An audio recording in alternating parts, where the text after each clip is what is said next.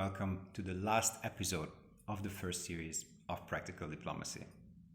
I left this topic last because it is so important and beautiful at the same time. Intercultural communication is the heart and soul of the art that diplomacy is. I talked about it a lot in different chapters along this first series, but it's just right to crown the whole sequence, emphasizing the importance of it one last time.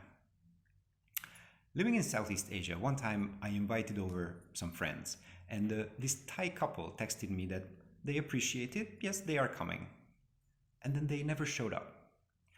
I was quite disappointed. I mean, this is rude, right? Then just say that you're not coming. And then I was told that, no, here it works differently. The confirmation was one positive, not coming was one negative, so altogether it comes out as neutral. So here this is perfectly fine.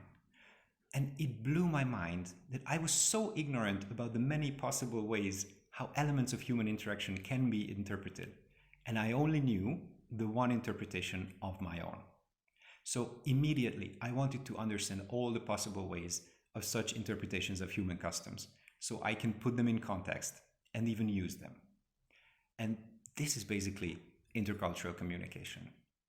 When in a previous chapter I suggested that going global is so beneficial, well, this is what I was getting to. Understanding and managing work, time, family, hierarchy, or simple everyday courtesies of life, one must be aware that others' approaches can be surprisingly different. A laugh can mean so many different things depending on if the one who is laughing comes from the US, from Cameroon, or from Vietnam. If we only mention food, in Europe, it would be quite unpolite if you messed around on others' plates during a meal, while in many countries of Asia, it is actually unpolite not to share your food. In most places, you will offend your host if you burp after dinner, but in some Arabic countries, that is exactly how you compliment the meal. Is it rude to slurp up your noodles loudly? It depends. If in London, yeah, sure. But if in Tokyo, the cook will be proud hearing your non-verbal praise. Look, in Texas, they will tell you what they mean head on, but in Indonesia, they will merely imply. In Russia, you will receive criticism directly, but in Ghana, they will be very subtle and non-confrontational about it.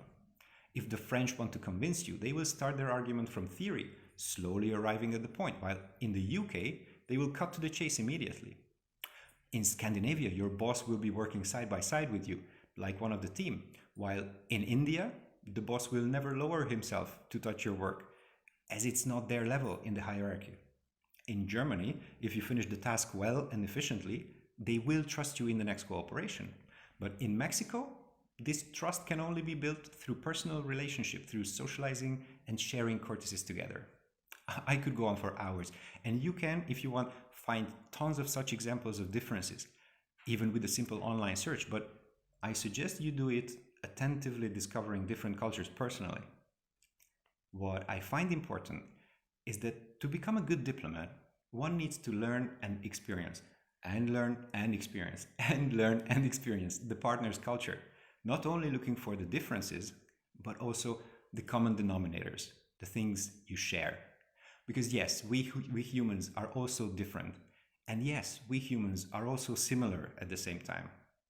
Intercultural communication can be tricky, sometimes funny because of the differences. But we, the 8 billion inhabitants of this planet, actually desire intercultural communication. If it is a success, if we find the common patterns, it makes us happy.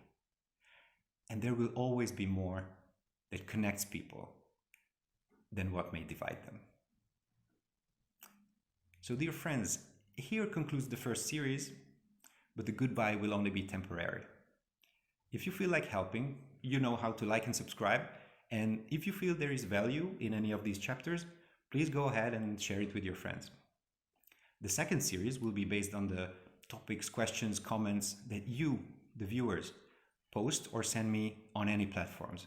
So please, if you're interested in any yet undiscussed issues, if you want to share your opinion, or more importantly, if you disagree on any points I made, speak up, write an email or comment, and I will try to come back to every topic that you, dear friends, initiate. You'll find all the necessary info in the description.